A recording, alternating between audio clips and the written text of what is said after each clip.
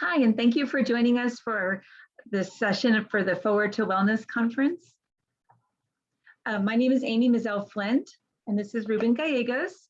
And today we're going to be presenting the topic of successfully using aspects of therapeutic horticulture in a small mental health services center or campus. I'm the director of the San Angelo Clubhouse and also the affiliate leader for NAMI Texas of San Angelo. I'm Ruben Gallegos. I'm a member and a mentor at the San Angelo Clubhouse. I'm also a member of NAMI Texas of San Angelo and a Contra Valley Master Gardener. And you see our email addresses there. If you have any questions, we'll also have them at the end. So we'll have a question and answer session following this session, but you can also email us with any questions you might have. So the objective of our presentation is to present the San Angelo Clubhouse's 2.5-year journey from the introduction of our implementation of therapeutic horticulture, which we'll be talking all about here in a little bit, and then the stress relieving benefits it brings to our community. And we'll share our challenges, the results, all of our successes, and then any recommendations if you care to try the same endeavor. So our roadmap for this session is, first we'll introduce you to the San Angelo Clubhouse, what the Clubhouse is and who we are. We'll provide a definition of the difference between horticultural therapy and therapeutic horticulture. And then we'll tell you all about how the San Angelo Clubhouse was introduced to the concept of therapeutic horticulture from our visit to Fountain House, the original clubhouse, which was in New York City, when we visited in 2019. And then we'll discuss our horticulture investigation and all the requirements that needed to go into it. We'll talk about the investigation that we did and its findings that Ruben and the members presented to us and to the management and the members of the clubhouse. And then we'll talk about the planning and implementation of the unit as well. And then finally, we'll discuss the outcome and results, some of our challenges and recommendations, and then we'll conclude with questions in that session at 5:15 today. So as we said before, the small campus that we'll be talking about in this session is the San Angelo Clubhouse, which is in San Angelo, Texas. And for those of you who haven't been to San Angelo yet, San Angelo is a small city. We're about a population of about 100,000, and we're in west central Texas. So about 2.5, 3 hours west of Austin, an hour and a half south of Abilene, if you're familiar with Abilene. The San Angelo Clubhouse is one of the Clubhouse International members. We're one of 300 clubhouses all over the world. The International Clubhouse model is a program for adults who live with severe mental illness that have a desire to improve the quality of their lives through meaningful work and social relationships. So we don't call the participants of the clubhouse clients or patients or individuals. They're called members, and those members are volunteers, and they work together with the staff to ensure the well-being and growth of the clubhouse. So just a little bit about who we are. The San Angelo Clubhouse is currently located in a former restaurant. It's kind of been many restaurants and bars over the years. We're on the banks of the Concho River, just outside of downtown San Angelo. We currently have, our building is about 4,100 square feet. We're located on one floor. We have a 2,100 square foot deck. And right now we have 3 units. We have membership development, or I'm sorry, in the beginning we had 3 units: membership development, the snack bar, and the culinary unit. If you look at our building, there's really not a lot of grass around. And so we're surrounded by, we have a parking lot in the front, and the side has 2 small little patches of grass, and then the back has the deck that goes the length of the building.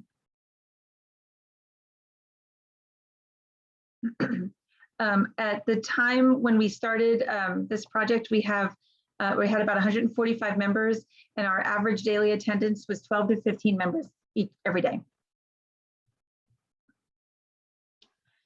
So horticultural therapy is, it's defined as participation in horticultural activities facilitated by a registered horticultural therapist to achieve specific goals.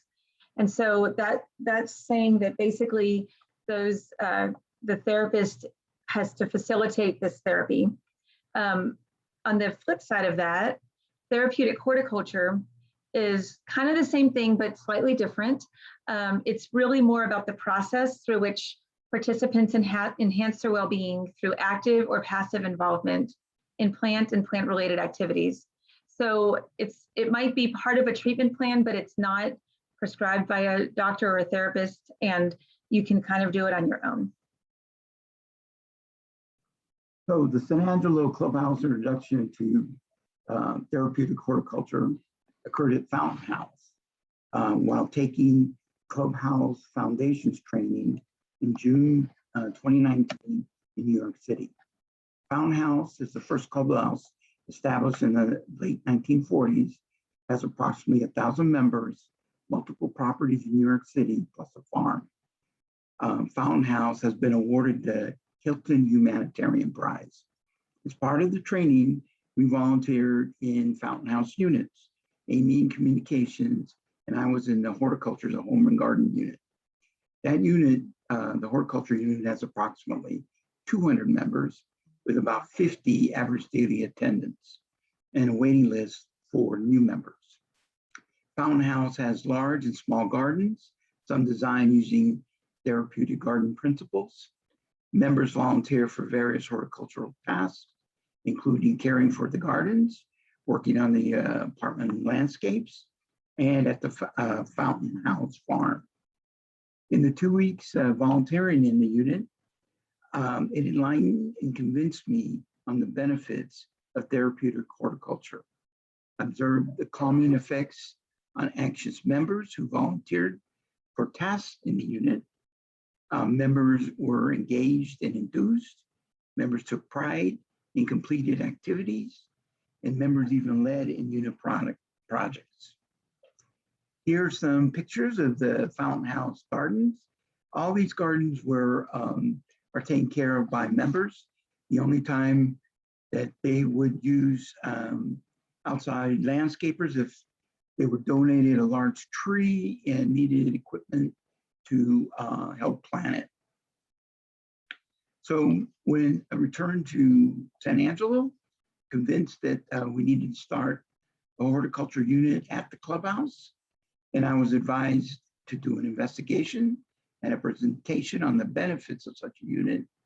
And it needed to include a section on formal research on the benefits of therapeutic horticulture and a section on the specific challenges and the resolution to such challenges and resolutions to such a unit at the clubhouse, which would include limitations of clubhouse physical space, the number of members needed for the unit, and cost estimates. So what did we find in the formal research? Well, we found many positive research papers, both control experiments and observed observational studies, and that the benefits of therapeutic horticulture are far-reaching, from decreased stress and anxiety to increased stamina and improved cognitive abilities and more. Like I said, we looked at many research papers. We're gonna just talk about 4 quickly here, and the citations are at the end of this presentation. So Dr. Benjamin Rush, a signer of the Declaration of Independence and recognized as the father of American psychiatry, was first to document the positive effect working in the garden had on individuals with mental illness. He began encouraging more and more of them to get their hands dirty as part of their recovery. Christopher Husted states, if you haven't noticed, gardens are popping up in some unconventional places, from prison yards to retirement and veteran homes to programs for troubled youth. Most are handy sources of fresh and local food but increasingly, they are also an extension of therapy for people with mental health issues, such as post-traumatic stress disorder, or PTSD, depression, and anxiety. A 2004 study looking at 46 patients with brain damage who participated in group horticultural therapy found that horticultural therapy mediates emotional, cognitive, and or sensory motor functional improvement, increased social participation, improvements in health, well-being, and life satisfaction. And finally, we looked at the 2005 study, which concluded that patients in an inpatient cardiac rehab program saw overall improvements in mood and decreases in stress, suggesting that horticultural therapy could be an effective component of a cardiac rehab program. So with the research portion of the investigation done, we looked at the specific challenges we would have at our clubhouse and some of the resolutions. As Amy alluded to, the first thing we encountered was a possible showstopper, in that while we have 4,100 square feet here at the clubhouse, the deck takes about 50%, and we have no usable yard space. But with some advice, we were able to come up with a solution, which was to use very large used planters or pots, and to use raised beds when we would acquire them. So for the situational considerations, our clubhouse is small. We have about 10 to 15 average daily attendance spread over, at the time, 3 units. So what we decided is, well, we're going to start small. We're small, we're going to start small. We have limited resources in terms of money. So we were going to fundraise to raise the money for the unit. And also that the garden needed to benefit all members and staff, and partners, and also visitors. For our outdoor planning considerations, that was greatly influenced by Fountain House. We got advice to use a sensory-oriented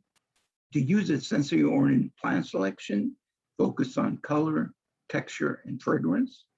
Also use plants that are butterfly and bird attractors, to have a mixture of flowers, trees, fruits, and vegetables. Involve members in planning of all unit activities, and the most important was to celebrate every milestone and success.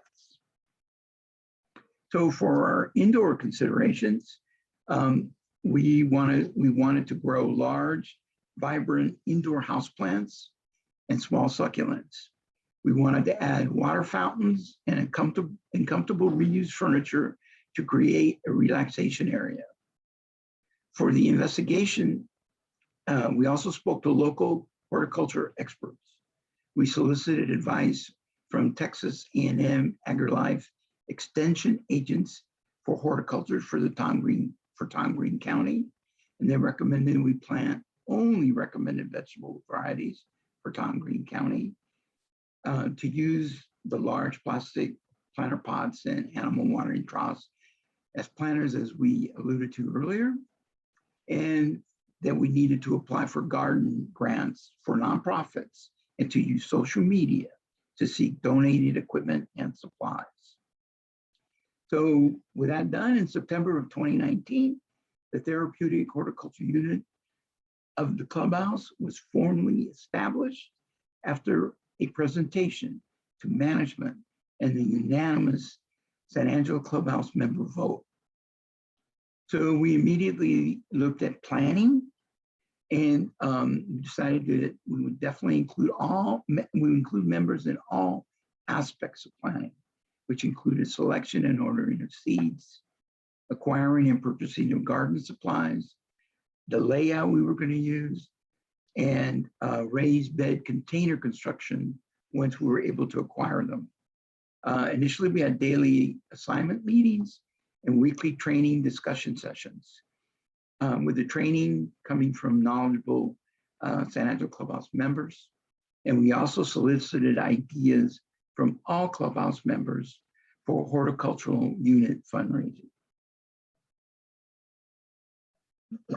So then it was time to implement the unit, the new horticulture unit. And so the first thing that we did was we created a unit task board. So at the clubhouse, with the clubhouse model, members have the opportunity to choose the tasks that they wish to participate in. So instead of the staff telling the members, these are the things you'll do today, the task boards have a list of tasks that need to be done in each unit, and the members choose the ones they want to do. So the first thing we had to do was obviously create that unit task board. And then we started having daily unit meetings with the members, they volunteering for those specific tasks. And we made sure that we included members who weren't quite as able physically to do things. So we made sure that we had tasks for everybody to participate in. The most important thing was we made it fun. People don't want to participate if it's not fun. So we had a really good time, not only creating the board, but then following through with all the tasks that were to be done. So then at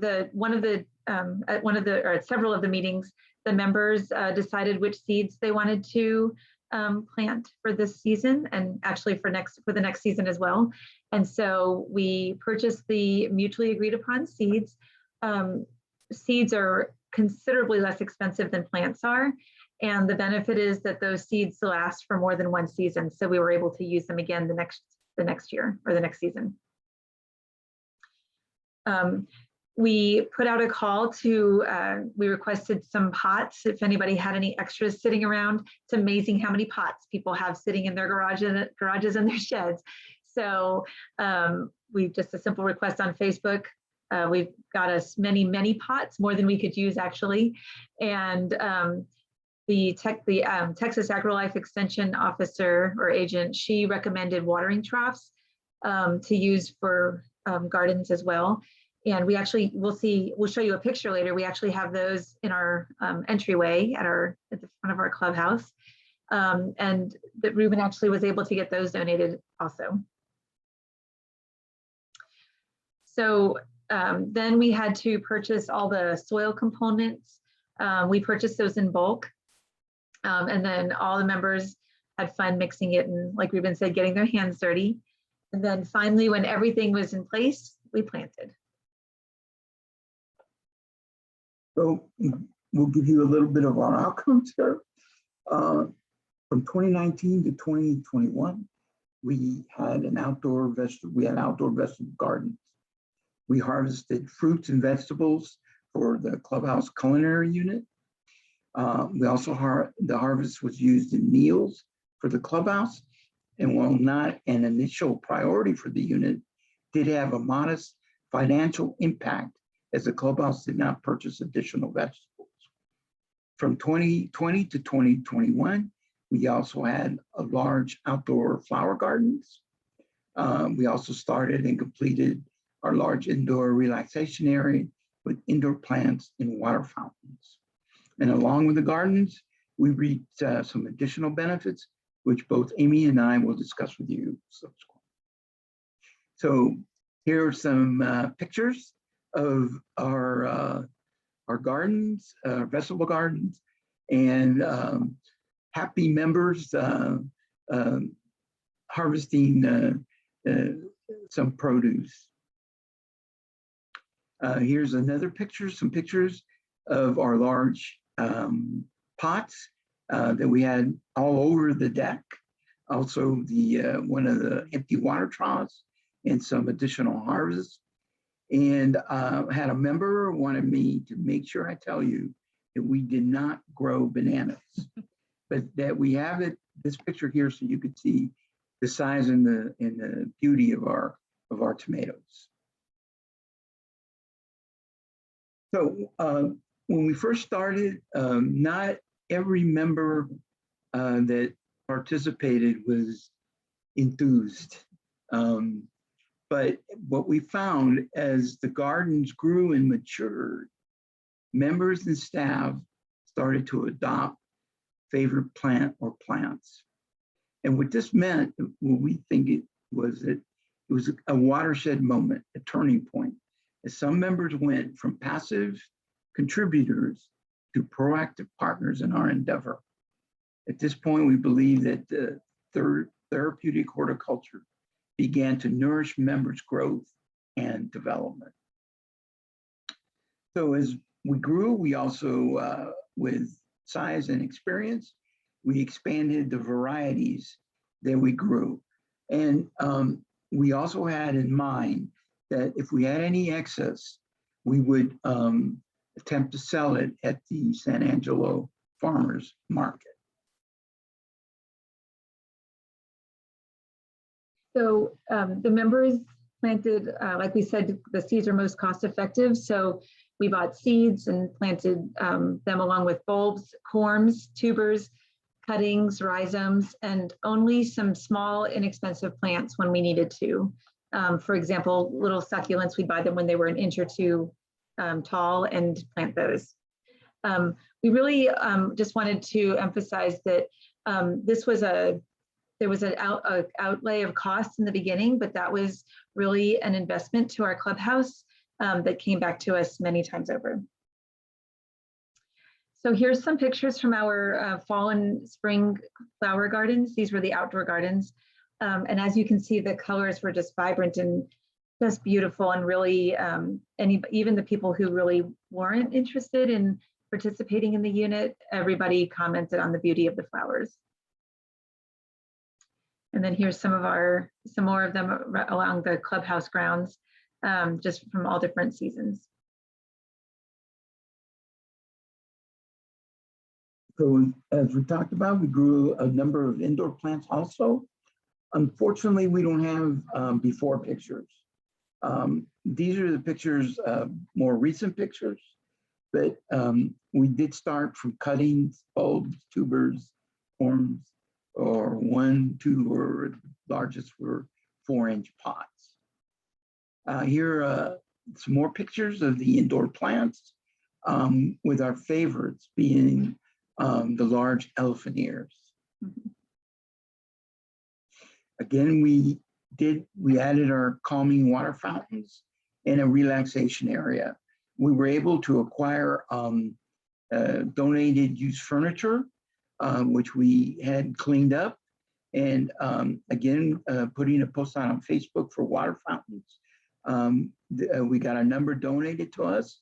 Unfortunately, or fortunately, they did not work, and they were, it gave us an opportunity for members to fix them and to learn, what kind of pumps we would need for them.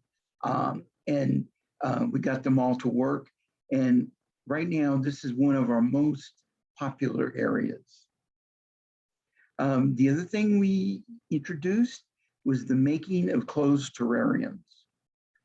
Building terrariums help members reduce stress, boosted creativity, and sharpened mental focus. This was not an activity for all members, as it was very detail-oriented and took quite a bit of patience.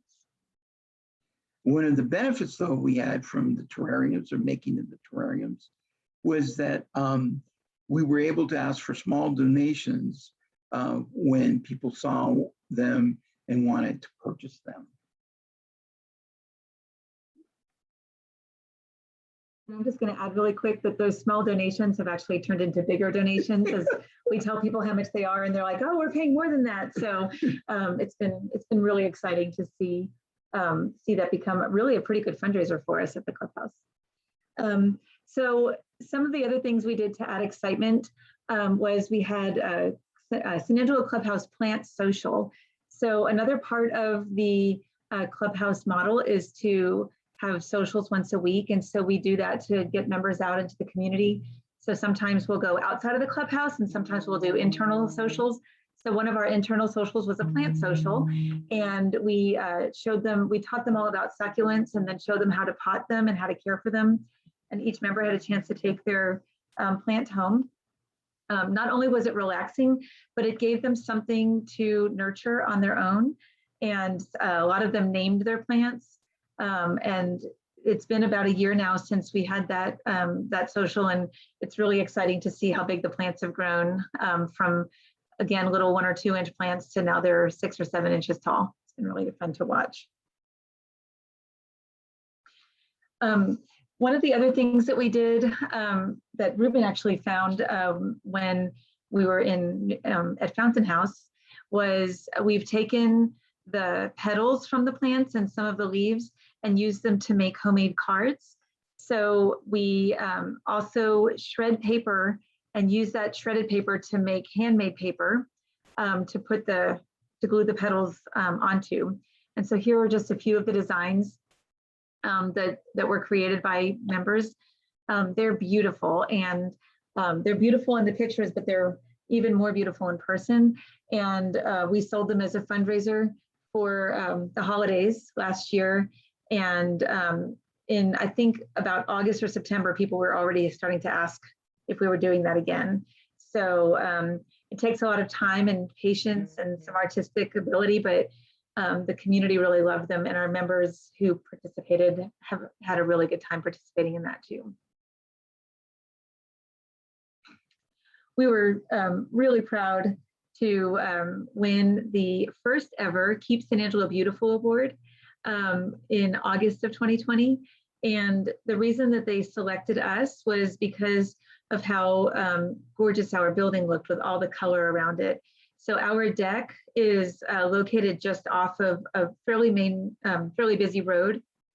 And so it was really fun to watch people kind of drive by, and as things grew up and grew taller and the color started coming out, the people driving by would kind of slow down and look and see what was growing on that deck.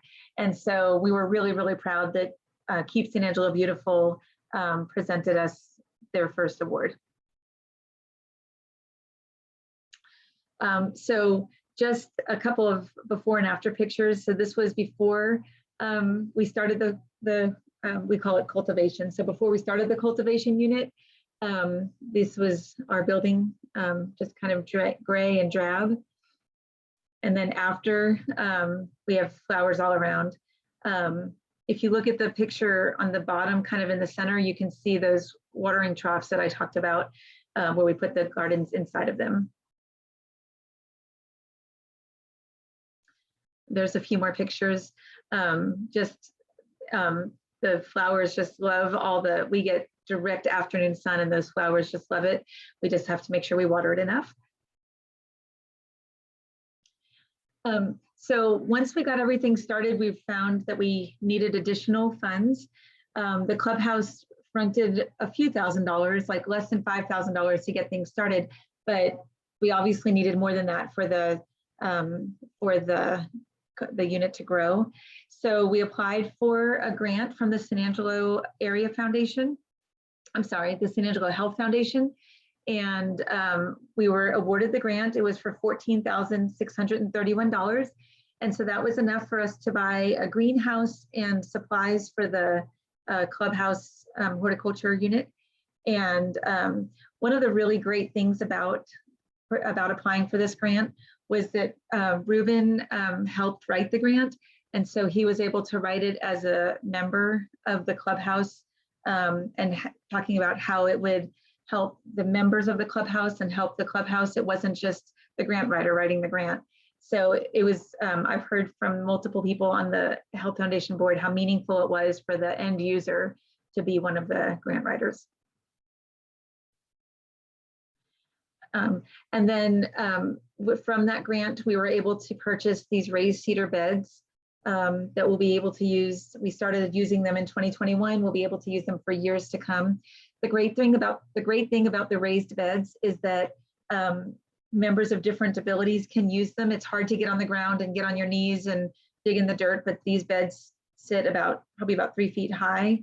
And so if somebody's in a wheelchair, they can pull up to them. If they have a walker, they can stand up, and it's much easier for even able-bodied members and staff to work in the gardens. One of the things that we're most proud of that came out of this time is Ruben was able to finish his certification as a Concho Valley Master Gardener. So he's now an official Texas Master Gardener. This has been great for Ruben personally, and also great for the clubhouse. Everybody's just really proud of him for achieving that. It's not an easy journey, but he did it. So some of our challenges, the biggest one when we initially started with money and people to start the unit. Again, we needed complete buy-in from management and initially needed to convince members of the benefits they would have if they volunteered in the unit. The initial cost of supplies was somewhat formidable, but again, things we bought, we could reuse. We decided to have garage sales, plant sales to raise money. We asked for, equipment donations on Facebook. We applied for the gardening grants for nonprofits, and we asked for discounts for nonprofits at the garden centers, which really did help us quite a bit. We also, some of the challenges was that not everybody could do physical work. So we had to be careful there and make sure how we allocated that. More challenges were that people, birds, squirrels stole from our garden. But that's something that we had to deal with. The other big thing was a challenge that we have the weekend, we had to set up a weekend watering schedule, because here in West Central Texas, we have many sequential 100+ degree days. The other thing with the weather related is we had 3 hail storms in one of our growing seasons. But even though that was a negative, it did allow for member growth. And we say that because while the unit helped reduce member stress and anxiety, members grew in overcoming negative adversity of stressful events.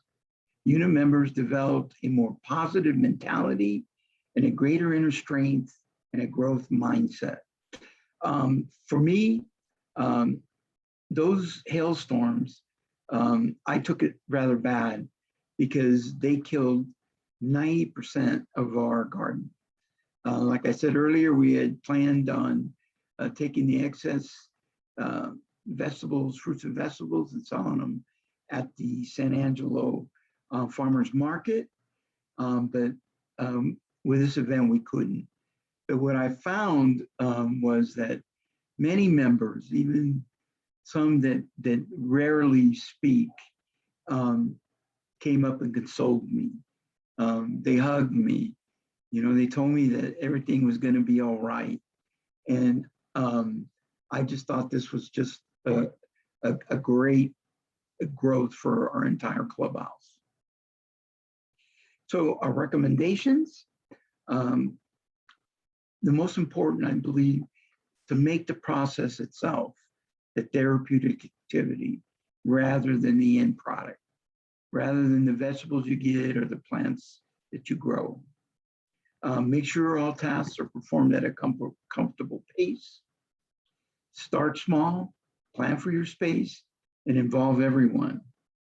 Plan on planting plants that are recommended for your USDA hardness zone. Contact your local agricultural horticultural agents for advice and information on nonprofit horticultural grants, and collaborate with resources in your community, such as farmers, ranchers, etc. Also use social media for donations of money, equipment, and supplies. Start your seeds indoors 5 to 6 weeks prior to the last winter freeze in your area, and negotiate discounts from garden centers and online garden supply companies. This really did help us quite a bit.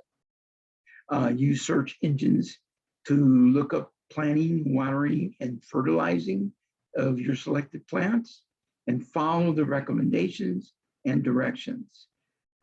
We've come to believe if you do that, there is just no such thing as a green thumb. The other recommendations is buy in bulk where possible. Again, make that weekend watering schedule and solicit volunteers. But in the same vein, don't overwater. Invest in an inexpensive soil moisture meter and use it. Fertilize only when recommended. Plant using seeds, bulbs, tubers, corms, cuttings, and 1-inch plants, etc., like we spoke about. And use social media to join plant growing groups. And the most important is celebrate, acknowledge each of your milestones.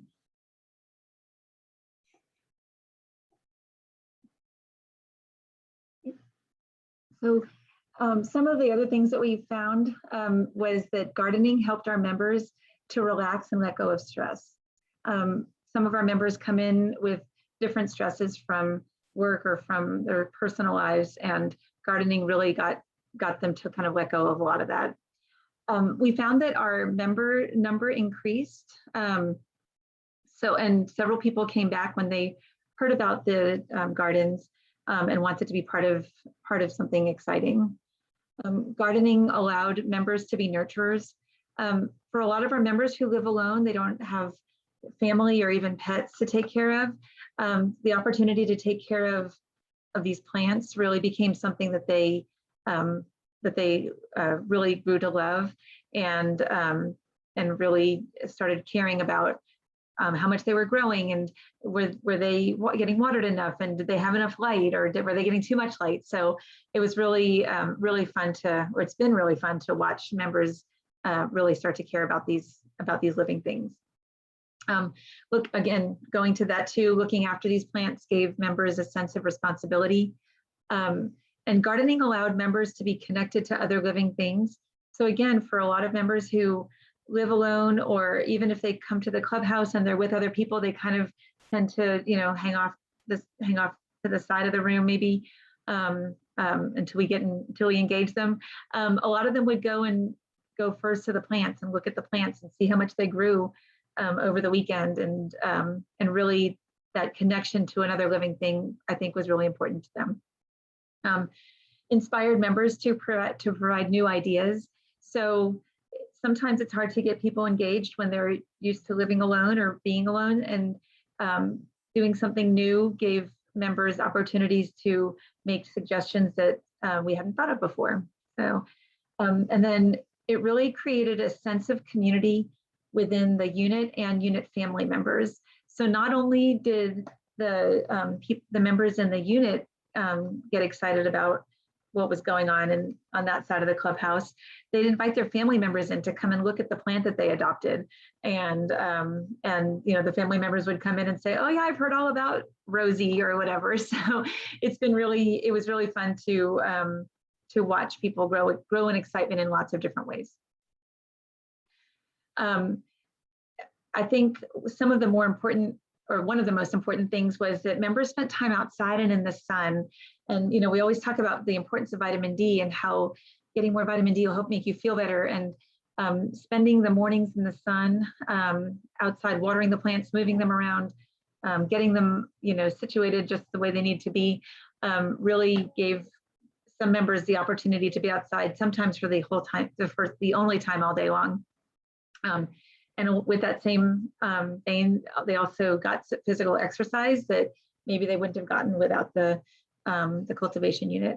And then had the opportunity to develop skills when we had to build the raised beds. They came in boards and rails, and we had to figure out first how to put waterproof. Well, first we stained them, and then we waterproofed them, and then how to put them together and make sure they were level. And for a lot of members who are looking to learn new skills, it was really a great opportunity for them to try something new. Like Ruben said, it was an opportunity for members to experience overcoming adversity. Not everything goes perfectly all the time, and we had to learn, both through putting together the beds that maybe didn't come out right the first time and having to fix that, to losing 90% of our garden during a hailstorm, to some seeds not growing just because not every seed's going to grow perfectly. Members learned how to overcome that and learn that even though it didn't work out perfectly, it's still going to be fine, and we'll still move on to the next thing. And then increased flexibility and tolerance to the fear and anxiety of doing tasks completely unfamiliar to them. So I think a lot of our members kind of get themselves into a box where they don't want to try something new because they're afraid to mess it up. And the clubhouse overall is a place, we call it a transitional environment. So you can make a mistake and you can, drop something and break it and we start over again. And there's not anything that really can go wrong that can't be fixed here at the clubhouse. And so the cultivation unit really has gone a long way in showing members that that sometimes their fear and anxiety can be overcome much easier than maybe they thought it would. And then one of the things that, as the clubhouse director, one of the things that I was most excited about with the formation of the cultivation unit is the community involvement, community engagement. Members were no longer, and the clubhouse was no longer them. We became part of the community even more than we were before. People got excited when they walked by the clubhouse, wanted to know what we were doing and who we were. And it was a great opportunity for publicity, both, with media, but also with people like Keep San Angelo Beautiful and other organizations. What we saw that we're no longer an exception to the community. Now we're part of the community, and our community in exchange has made an investment in the clubhouse through grants and donations and just really interest. What we found is that it's not really about this beautiful flowers and it's not about the accolades, but sometimes we found that it's about losing it all and learning how to walk through those difficulties and come back stronger than we were before. And then of course, the flip side of that is that we found that having some success can bring about more success. So we'd like to thank you so much from the San Angelo Clubhouse. And we hope that you enjoyed our session learning about therapeutic gardening. If you have any questions, please join us today at 5:15 in the virtual attendee hub for a live Q&A session.